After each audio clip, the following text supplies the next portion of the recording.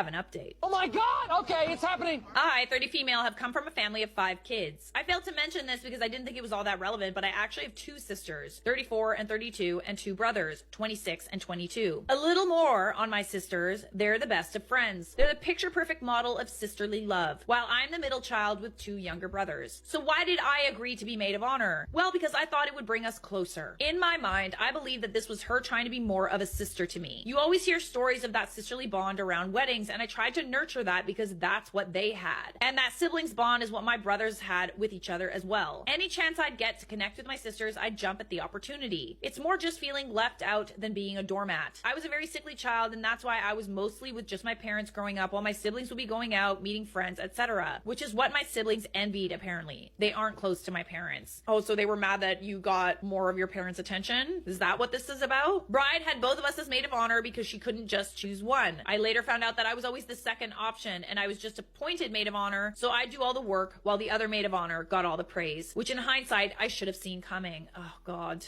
And for your own family to treat you this way, no way. If I found out that my partner was treating their siblings this way, I would definitely get some insight into their character. While my brothers were busy harassing me about giving my maid of honor speech, sister 2 was giving her own maid of honor speech about how she absolutely loves the bride and will do anything for her, all that crap. She then conveniently calls all the siblings to the stage to toast to the bride and groom when I was crying and rushing out / walking away from my brothers. So to the other relatives in attendance, I was making a scene and making it about me. I mean, they kind of forced you to make a scene. I'd be crying my eyes out. At least you walked out and made a scene. Why would you just sit there and take that? If you're clearly not wanted, then why would you stay anywhere where you're not wanted? No, it's not the first time she hurt me. She fat shamed me as a child, calling me a potato. Hey, that's not necessarily an insult. Saying things like I was a burden to the family because of my epilepsy. Throwing all my makeup in the sink and wetting it because I moved her bath towel in the bathroom. Calling me the stupid low IQ sister even if I'm a licensed architect with a master's degree. When her guy friends wanted to ask for my number. Taking my dream church from me, which is why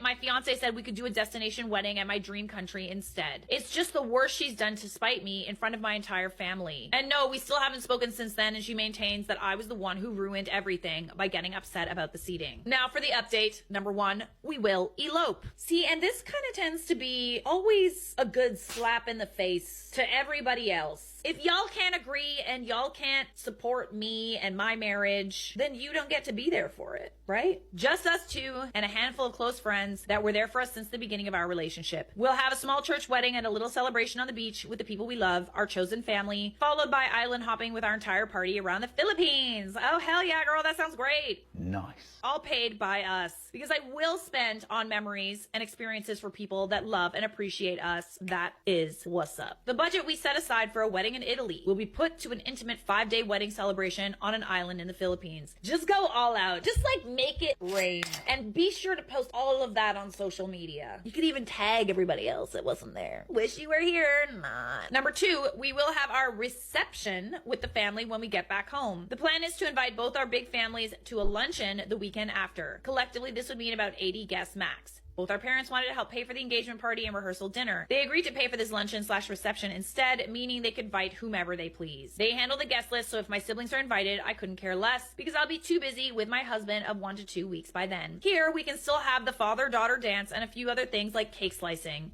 We'll have piñatas. Can we, like, hang up your sister and make her a piñata?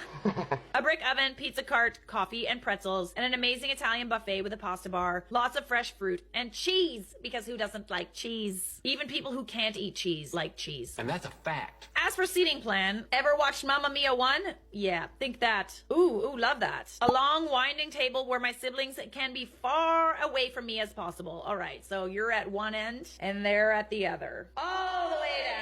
Where you belong. Sometimes when I go out for like weddings and stuff and there are those long tables and you don't get to sit necessarily with the people that you like, it could be used to your advantage because you also don't have to sit next to the people you don't like. Brilliant. And as close to the service area as possible without it being obvious because they'll all be together at their own siblings' table where they'll all be talking shit about you, no less. We'll be in the center with my fiance and his 2 brothers and our parents will be next to us. While my wonderful sibs are by the end of the table by the restrooms where they belong. I don't care at all if they're invited to this lunch because I really have nothing left for them. Not even anger. I'm just so done with them that I'd feel more of a stranger on the street than I would for these people. It's indifference and that's the way to be. That's so powerful, you know? Don't hate people. because that still gives them power. Just be indifferent. Cool. Don't care. They hate that. Oh God, they hate that so much.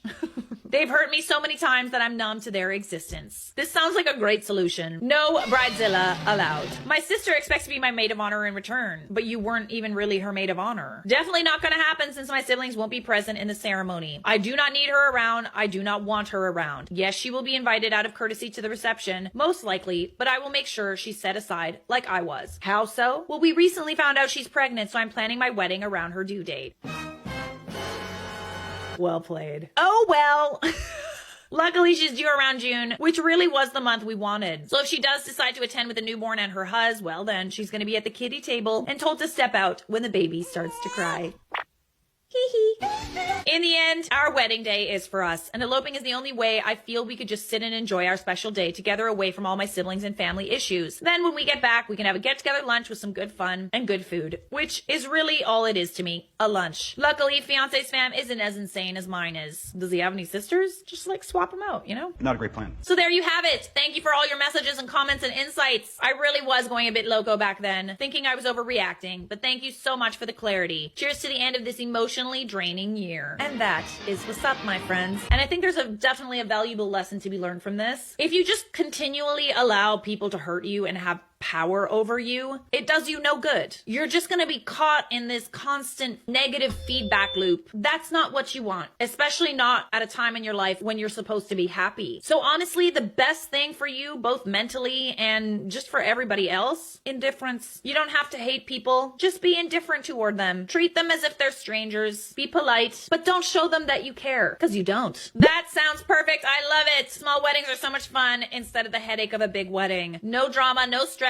Easy and fun-loving like it should be. Congratulations, and I want an update on how your wedding trip went. Definitely do an update. Your friends really are your chosen family, aren't they? Like I said, weddings bring out like strange drama. All because, you don't want to offend certain people. You have to invite people you haven't seen in years, people you don't even know, people you don't even like, just to save face. Sometimes it's like, why go through any of that? I just want like a couple people to be there, and I want to be in an amazing place, and I just want to be happy, and I want to run around naked in the sand. Is that too much to ask? Yeah. You didn't disclose any of that, but I kind of wish your parents stepped in. I know that your sisters and your siblings are all grown-up people. I get that they agree with you with this whole thing, but I was hoping for a little bit more support from them throughout all of this. Like, yeah, parents don't like to get involved, but at the end of the day, like, I feel like all of this sibling rivalry was just so unnecessary, and they really hurt you. And if anybody can shut a sibling up when they're being an a-hole, it's the parents. You know what you could also do, considering the fact that it's around maybe kind of the due date? Make it a no-kids wedding. That'll be kind of inconvenient for her. Delightfully devilish. Don't hold on to hatred. The best revenge is a life well lived, bestie.